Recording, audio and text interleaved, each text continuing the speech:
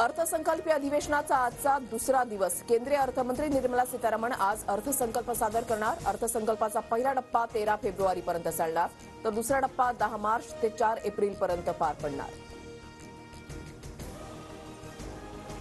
यंदाच्या अर्थसंकल्पामध्ये करदात्यांसाठी नवीन स्लॅब जाहीर होणार असल्याची चर्चा। करपात्र उत्पन्नाची मर्यादा 8 लाखांपर्यंत वाढवण्याची शक्यता। जीडीपी वाढीचा दर 6.3 ते 6.8% राहण्याचा अंदाज।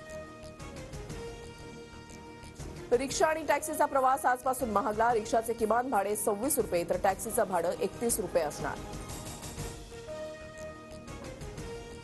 सर्वजण एकत्र येऊन धनंजय मुंडेंच्या मागे लागले आहेत। धनंजय मुंडेंनी किती आघात सहन करायचे? महंत नामदेव शास्त्री यांचा सवाल। हत्या करणाऱ्यांना फाशीवर चढवावं। भगवान गड कधीही हत्येचं समर्थन करणार नाही, नामदेव शास्त्रींकडून स्पष्ट।